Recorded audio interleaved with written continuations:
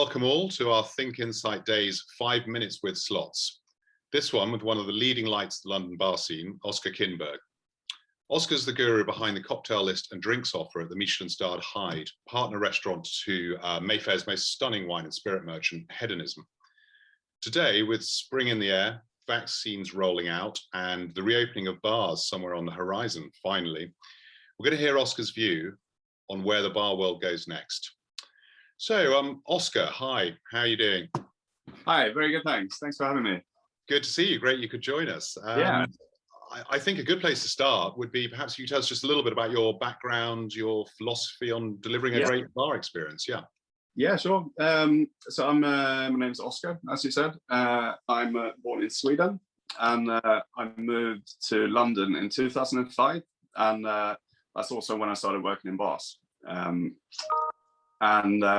Initially it was a lot of bars and nightclubs, and then to kind of do the bigger steps, because it's quite a few years to cover, I would say 2012, it's a big milestone. We opened my first bar and restaurant, Dabbous, with my business partner, Dabbous. And 2016, I released my first book, only one so far as well, called Cocktail Cookbook.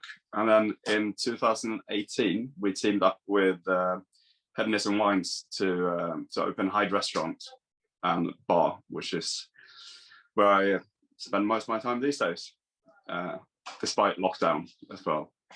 Yeah, well, I can't wait to reopen. It must be 2 years ago now, I think, when I was last in Hyde. Absolutely fantastic meal. And of course, Dabbous, also absolutely groundbreaking. And so some really, really sort of iconic places on your, I know your CVs are a lot longer. So, so what, I suppose in your own words, what makes a great sort of bar experience? I mean, obviously horses for courses, depending on whether you're Michelin star, hole in the wall. Yeah, to me, I think it's probably not that unique of a viewpoint, but I think it generally is the people that make the bar. I want to be welcomed. I want to, feel like people want me to be there when I come into a bar. Drinks offering, I mean, it's important, but I'd quite happily go to a place where people are just warm and friendly and just drink a pint or a glass of wine. So it doesn't necessarily have to be sort of cocktail focused. For me, what kind of makes me want to go back to a place is first time you visit there, it feels like you've been there loads of times already. And I think that kind of warmth that comes from the people who work there. So not the most unique thing to say, but I think it's very true. And if I look at all the places I've been kind of returning to, that's what they all have in common. So it's that sort of home from home feeling, although I guess we mustn't underestimate the professionalism of the staff that actually make it effortless and everyone feeling really, really comfortable. It's a fine line between being friendly and over friendly, and I think you kind of need to judge the guest and see what they're up for. But I think you want to feel welcome, and you don't want to feel like people are doing a chore when they're serving you. Absolutely. Or a fantastic whiskey selection or fantastic cocktail selection that kind of goes without saying. I think anyone who does this for a living is kind of what they're passionate about. But I think for me, the vibe and the atmosphere of a place is even more important. Is crucial. Yeah, no, I think that's absolutely true, in fact, isn't it? So on to reopening, which is as I said on the horizon, and hopefully sooner rather than later in terms of the date and the roadmap that's been laid out. How do you expect that reopening to be? When do you expect it to be, and how do you expect it? We're quite fortunate in that we have an outdoor space, albeit small, but our neighbours next to us, they kindly offered to use their frontage as well. So we've gone from 4 outside tables to 14. So all we're hoping for is sunshine now in April, and then hopefully we can fill that a little bit up. And then I guess when it really happens is halfway through May, when we get to take people into the restaurant again and down to the bar as well.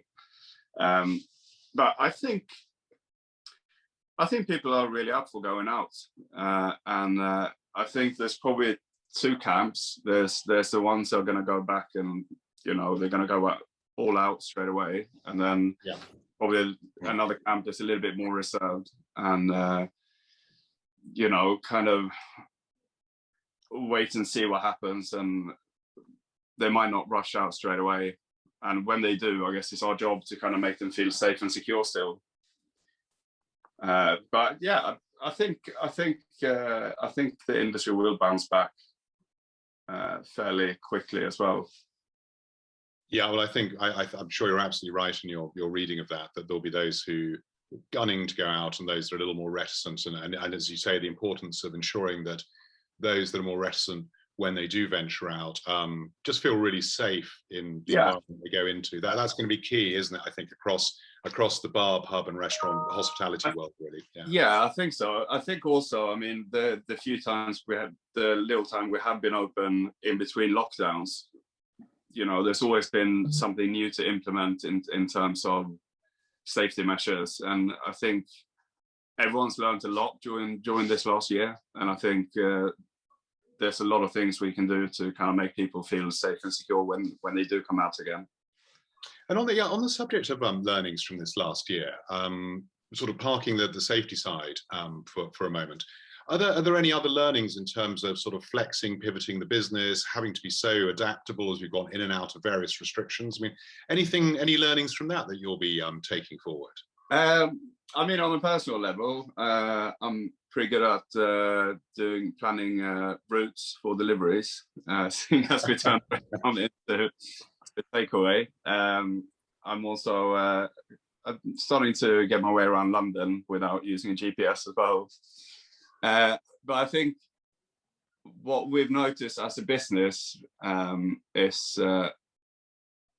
worked the best is when we plan things around occasions, which has always been an important thing, but it's become even more obvious with things like, we do a special Valentine's menu and special Mother's Day menu as well. And I think those dates, Burns Night, St. Patrick's Day, all of these things, we've always done something, but I think it's become even more apparent now during this last year that these things are really important to people, and people are willing to kind of do something special. So I think maybe in the future we'll just kind of emphasize these things even more, and try to make these experiences more special for people. And I think certainly, hopefully, for the industry in terms of pickup. Everyone's missed a year's worth, haven't they, of special occasions, events, birthdays, Valentines, etc. I mean, not always. There've been some opening periods, but it's so there's all that pent-up demand, one hopes. I think we've always just had a busy restaurant, and you kind of almost become a little bit complacent, and you take things for granted a little bit. But I think in this last year, you just make a bit more of an effort to make things special, and I think that's definitely something that we'll take with us into the future as well. And what about on the sort of the takeaway side? Because you've been quite successful with that from the restaurant side. And forgive me, I'm not quite aware of whether you've done that with the drinks, the wine, the cocktail side as well. Yeah, we do everything. So it's a full service package. So there's obviously a shorter offering in terms of cocktails. But we do all the wines from Hedonism as well at retail price, and it's been unbelievably popular. I'm lost for words, really. It's gone really well, and that's going to continue. I mean, that obviously takes quite a bit of resources. You were talking about, learning London and doing delivery routes and things. So. Sorry, what was that? That will continue, because obviously it takes quite a lot of resource, doesn't it, to put into that sort of hours. It's kept quite a lot of us off furlough. I think we've been about 20 people working full time, which is, it's great, really. And it's kept us busy, and it's certainly better than doing nothing, I think. And it keeps the business current as well, as you're kind of on the map still, so people talk about you, and you get to see your regulars, you get to see where they live and everything. So I think there's a lot of upsides to it. So it's keeping your community. I mean, I say it's marketing. That sounds like a harsher word, yeah, but it's keeping your community in touch, you with your customers, etc. So it it's is. yeah, benefit. Yeah, marketing does sound a bit, but it's kind of what it is, isn't it? Yeah, sort of. You get where I'm coming from as well. Yeah, it's not a cynical thing, but it's a really friendly, yeah, helpful kind of staying in touch.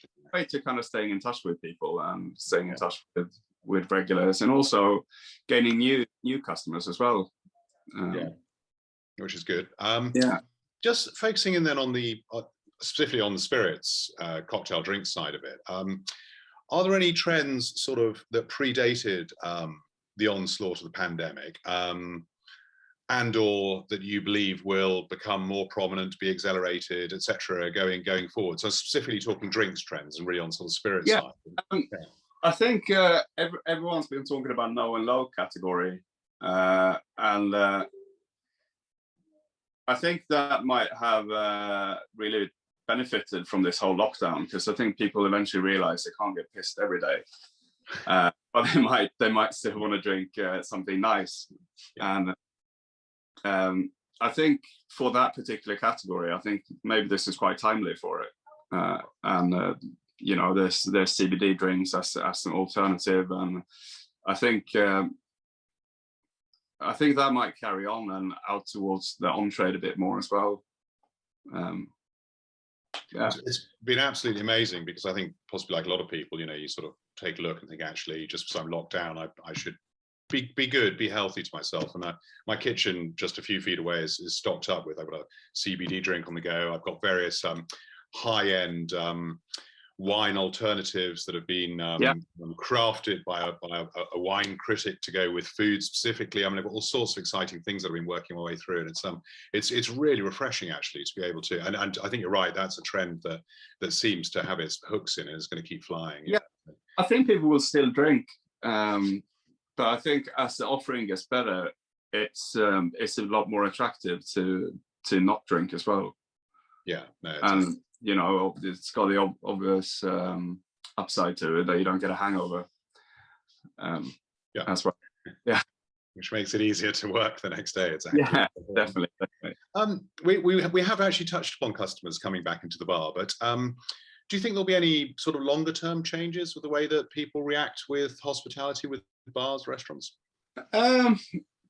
I generally think it will go back to how it was before. I think people have a pretty short memory when it comes to kind of negative things and bad things that happen. So I think short term, there's probably going to be less bars opening, sadly, because a lot of people haven't survived this. And I mean, to look at a bright side, hopefully the bars that do open will be busier because of it. But I think I don't know, this industry always has a way of bouncing back, and this is probably the most severe recession, or well, we're not the kind of most severe I've been around and working through. But I mean, I've always worked quite high-end places, and I find the high end always kind of survives these things. So even back in 2007, 8, the kind of high-end spectrum is quite resilient towards a recession back then. Now I think people will go out. I think people will initially probably go quite big as well. They'll probably order more expensive wine, more expensive spirits, because they just miss being out. And I mean, I look forward to that, and I look forward to opening rarer bottles. I think you mean the whole drinks industry, actually, the whole drinks trade. Yeah. So I think there's been some evidence of that during the periods between lockdowns. Anyway, there's actually demonstrable, you know, sort of we've got a show. Yeah. Obviously, our industry has suffered a lot, but I know I have a lot of friends who don't work in hospitality, and a lot of them have actually saved a lot of money during this last year, because they don't go out and they don't go to the pub after work. So I think hopefully, you know, they'll come out and they'll spend some of that money now, and just help us all bounce back. Yeah, and talking on bouncing back, because also we've seen quite an exodus of people, for example, from London and city centres, and been able to track that through the property market, through unfortunately a sort of seepage of staff back to especially Europe, etc. Do you think there will be any longer term sort of hollowing out, or do you think the bar scene in London, which is obviously just absolutely global, I mean fantastic, will again down the line be altered particularly, or it will finally be able to pick up? And sadly we've lost quite a few people along the way, but that will all come back. I mean, what are your sort of thoughts on that? I mean, I think one of the reasons London has been such a bright star is because everyone's been allowed to come here from all over Europe, and it's such a multicultural industry as well, and multinational. I think it definitely be difficult. I think a lot of people will be hiring, and I think it will be harder than you probably thought it would be to find staff to fill positions. I don't know what's going to happen in the future, but I don't know. Maybe if I don't know, you probably need to pay people more money to make the industry a lot more attractive to other people. I think that's the way around it. But where does that money come from? I don't know. I don't know. I think it's a really tricky question, and I think time will tell. But I don't have any. I couldn't, in my wildest imagination, guess what it's going to be like. Yeah, no, I am asking you some sort of crystal ball questions, I know, but this series is a little bit like that, where we speak to a supplier and we speak to you, and etc. Yeah. No, I think. Yeah. I think more than anything, training is going to be extremely important moving forward. If you can't find the quality of staff, you'll just have to look for the people with the best attitude, and people, as long as people are willing to learn, I think you can kind of teach them most things. There's a sense I get across various areas of hospitality that people are looking for quality, and they're prepared to spend. They're looking for real value, and value doesn't mean cheap. Value means getting a proper bang for your buck. So you come away from that experience and you think that was really, really worthwhile, and then it seems that people will. So that seemed to have been a trend anyway as we went into all of this. So let's hope, as you say, that continues and people are prepared to spend a bit more. And yeah, I'm sure that the staff training side as well is obviously really key. Yeah. Excellent. Well, Oskar, sort of round up really. Only one more question to put you on the spot, but it's what would your perfect bar be? I mean, I kind of already have my perfect bar. I think if anything, it'd be nice. Something that you can kind of I mean, I'm going absolutely crazy here, but something you can transform with the seasons, because obviously I have 4 seasons, and for me a basement bar is ideal. Maybe 8 out of 12 months a year, and then there's 4 months where you just want to turn that basement into a rooftop, or a nice garden. So I think a bar that kind of morphs with the seasons. I think that would be my ideal bar. I have this wonderful image now of this basement bar that's on some sort of incredible kind of hydraulics that can suddenly be kind of shot up all the way to the roof during the summer. Why not?